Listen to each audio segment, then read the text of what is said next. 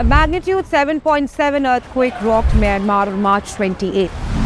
More than 2,000 people were killed. The death toll could reach 10,000, and that's according to the US Geological Survey. Meanwhile, in neighboring Thailand, buildings collapsed like a pack of cards. Rooftop swimming pools swayed like tidal waves in water parks. In China, nurses rushed to protect newborns. The quake was also felt in India, Vietnam, Laos and Bangladesh. Now, not too far away, Japan has come out with an estimate that is worrying. It says at least 298,000 people could die from a future earthquake.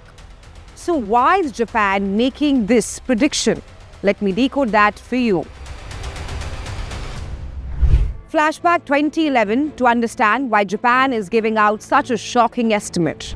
We have to go back to 2011. That's when a massive earthquake triggered tsunami waves and led to the meltdown of the Fukushima nuclear reactor. The Tohoku earthquake tsunami of 2011 was the worst such disaster in Japan's recorded history. It killed more than 15,000 people.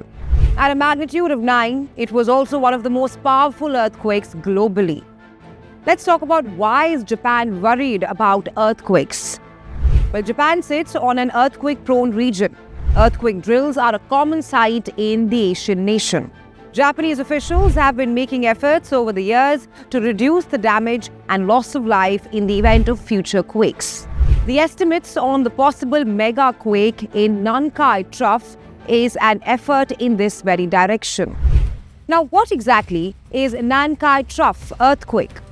Nankai Trough is where two tectonic plates meet in the Pacific Ocean.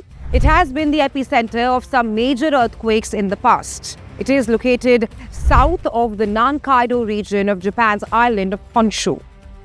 Now, Nankai Trough mega quake predictions, as per the Japan Earthquake Task Force estimate, at least, like we told you, 298,000 people could die in the event of a mega quake in the Nankai Trough. The prediction is a downward revision from the first estimates made in 2012, but it still falls below the goal set by the government in 2014 to reduce the death toll by 80%.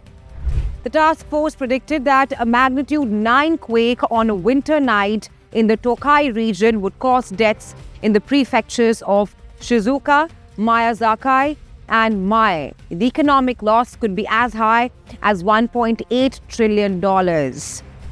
The new estimate said that the evacuees could rise from 9.5 million predicted in 2012 to 12.3 million. This is around 10% of Japan's population. Out of the 298,000 deaths, 215,000 would be caused by a tsunami, as only 20% of people would be able to evacuate immediately if a tsunami occurs. How many lives can be saved will depend on how fast people are evacuated. A 70% increase in evacuation speed can reduce the death toll to 94,000 from tsunami. It is estimated that 30% for affected areas will see floods with waves rising at 30 centimeters. The death toll is not expected to decline majorly despite sea walls and tsunami evacuation facilities. In first, the government also predicted up to 52,000 disaster-related deaths. That's due to subsequent health hazards. Well, these predictions are a part of Japan's ongoing preparations to face such a massive natural disaster like the one which occurred in Myanmar and Thailand.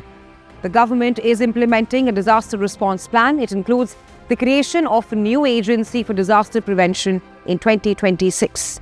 But while Japan is preparing for any eventuality, other countries in Asia and elsewhere are not that lucky. Do you think that nations like India should make similar preparations for future earthquakes? Let me know in the comments below.